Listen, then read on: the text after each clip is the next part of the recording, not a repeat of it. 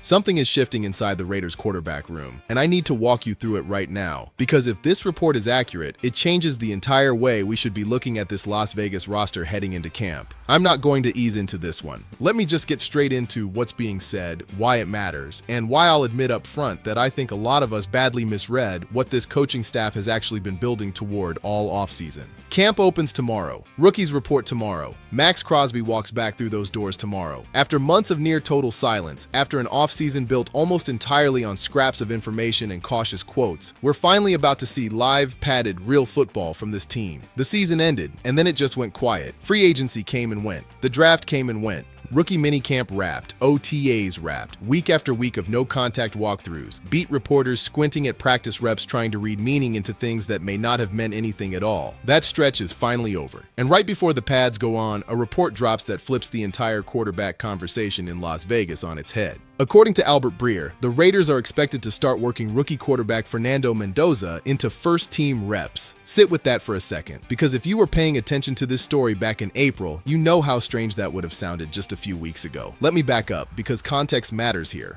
All throughout OTAs, all throughout minicamp, basically this entire spring, Mendoza was nowhere close to the starting group. He wasn't behind the veteran offensive line. He wasn't throwing to the guys penciled in as week 1 targets. From everything that leaked out of that building, he was essentially running with a separate unit, mixed in with rookies and roster depth. There was maybe one practice that looked like a first-team rep, and even that came with an asterisk, since a chunk of the actual starters were reportedly sitting out that day. That wasn't a real signal. That was circumstance. Now put that next to what's being reported today. Real reps, genuine ones, working behind the actual starting tackles, guards, and center, throwing to the receivers who are supposed to be the primary options in week 1. That's not a small technicality.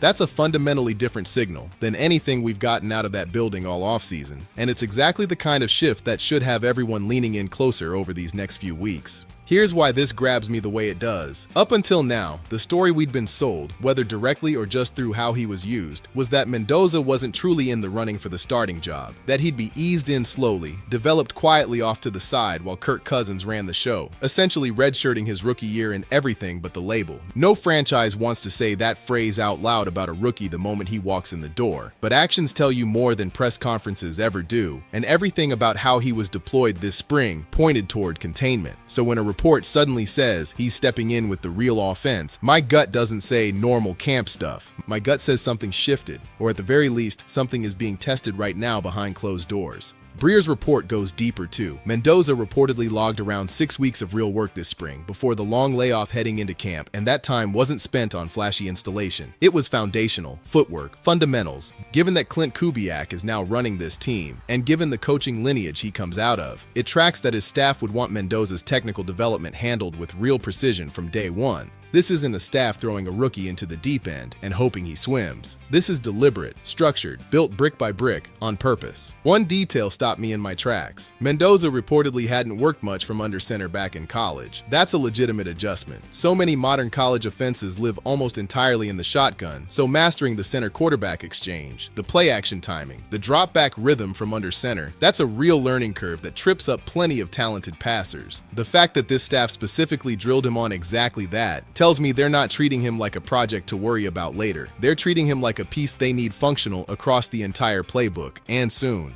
Then there's the human element, which might matter even more than the football itself. Two things have become clear early in his transition. First, his reputation as a coachable, hardworking player is holding up completely. He's reportedly been at the facility constantly, absorbing coaching points and translating them onto the field fast, which isn't something every high pick can claim. Plenty of talented rookies struggle with exactly that jump, taking something from a meeting room and executing it live with a play clock running and grown men flying at them. Early word is he's handling it well. Second, and this one is quietly a bigger deal than it sounds, Mendoza has reportedly already built a genuine relationship with Kirk Cousins. Think about the dynamics sitting in that room. You've got a veteran who by every indication is still the starter, still QB1, and you've got a rookie drafted, in some sense, to eventually replace him. That relationship could easily curdle into something tense, exactly the kind of quiet rivalry that leaks out through anonymous sources come October. Instead, from everything being reported, the opposite is happening. Cousins appears to genuinely be mentoring the guy.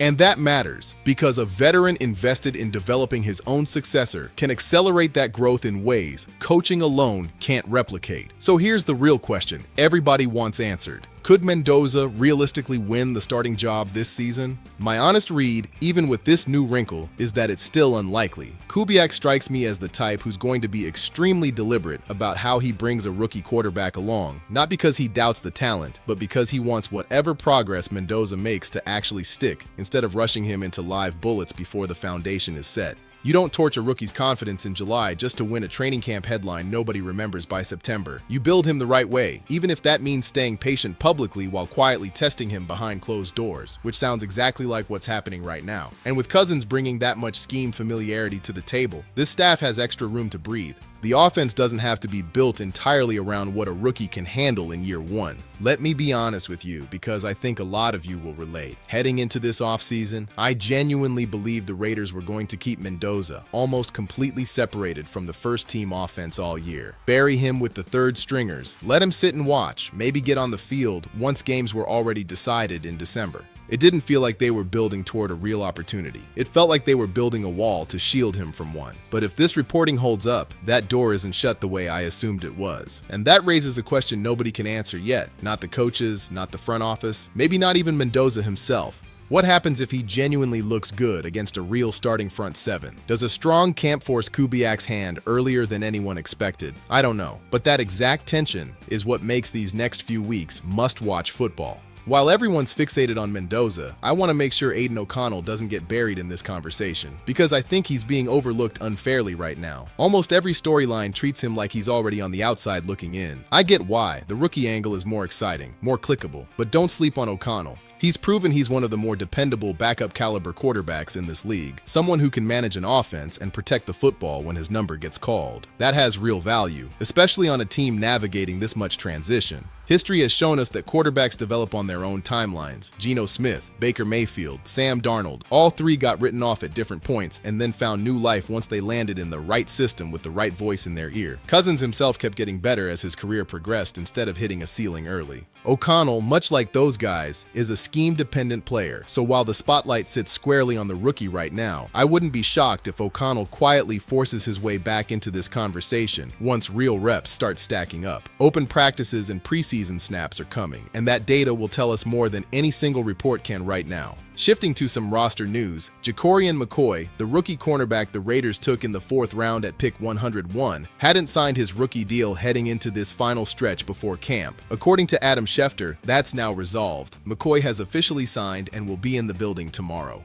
Honestly, I'd nearly lost track that this was still hanging out there, but it tracks given the circumstances. McCoy is coming off an injury, and understandably his side wanted more guaranteed money locked into the deal, a completely reasonable ask given his medical history. Teams tend to get more cautious about guaranteeing money to a player with recent injury concerns, and that's not bad blood on either side. It's just how these negotiations typically play out, especially for mid-round picks who don't carry the leverage a first-rounder walks in with. This never struck me as a dramatic standoff. It read more like standard back and forth over how the guaranteed money gets structured and paid out over time. Either way, McCoy is signed, sealed, and ready for camp. At this stage of the calendar, the list of unsigned rookies across the league has narrowed almost exclusively to quarterbacks, which happens nearly every year because those contracts come loaded with more complicated structures. Mendoza himself was in that group not long ago. Ty Simpson was reportedly still unsigned as well. Carson Beck was in a similar boat, though he may have gotten his deal done recently. It's a pattern that repeats itself almost every summer, right before pads finally go on. Now let me pivot to something that paints a genuinely encouraging picture for this franchise, because a recent ESPN piece ranked every team by talent under the age of 25, and the Raiders landed in a spot that honestly surprised me, in a good way. New England topped that list, and I can't argue with it. Between a dominant young tackle, a rising cornerback, a quarterback a lot of people believe is truly special, and a promising supporting cast, it's easy to see why they're the current gold standard for young talent. Houston landed near the top two, and one name genuinely caught me off guard. Will Anderson is still under 25 years old. I didn't realize that until I saw it in writing. Watching him play, the physicality and polish make it easy to forget how early he actually is in his career. Give him a couple more seasons, and I wouldn't be shocked if he's considered one of the best edge rushers in the league. Full stop. Then there's a cluster of teams sitting just below that top tier: Chicago, Cleveland, Tennessee, and the Raiders, all grouped around the 6th spot for young talent league-wide. Once I dug into the names the Raiders have accumulated, it made a lot more sense why they landed there. These aren't projections built on hope. Start with Brock Bowers. No on-paper qualifier needed. He's already one of the most dynamic offensive weapons in the entire league, regardless of age. Jackson Powers-Johnson has flashed real starting caliber traits already, and I think there's another gear coming this season. And then there's Mendoza himself, representing a massive long-term investment at the single most important position on the field, regardless of how this particular competition shakes out short-term.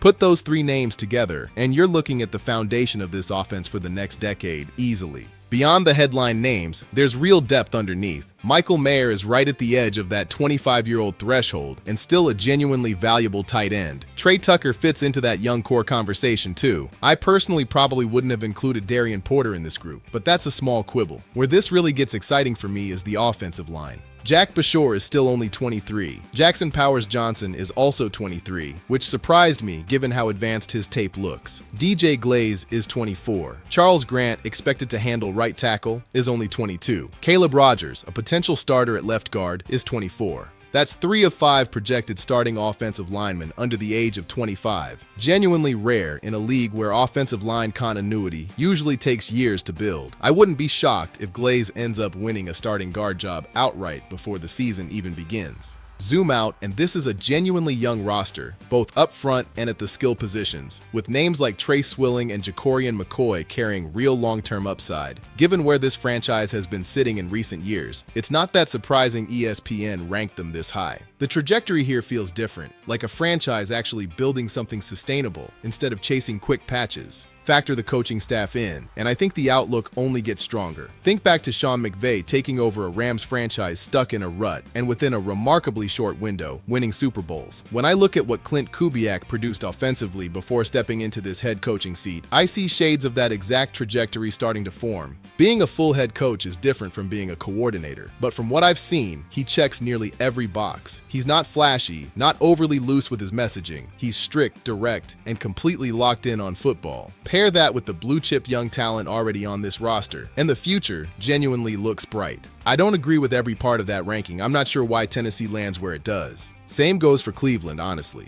Harold Landry and Myles Garrett Jr. are talented, but neither carries the weekly impact Bowers brings to an offense. Mason Graham looks like he might be trending toward a disappointment based on his rookie tape so far. I do like Emeka Egbuka and their linebacker corps quite a bit though. Chicago's inclusion makes more sense once you account for their playmakers. Either way, that's the full picture heading into camp. Fernando Mendoza appears to be getting genuine first-team reps for the first time all offseason. Aiden O'Connell deserves a lot more respect in this conversation than he's currently getting. Jacorian McCoy is signed and ready to roll tomorrow. And this roster, particularly the young foundational talent scattered across it, looks genuinely built for the long haul under a coaching staff that finally has real clear direction. We're about to find out so much more once the pads start popping, and I'll be tracking every practice report closely as this story keeps developing.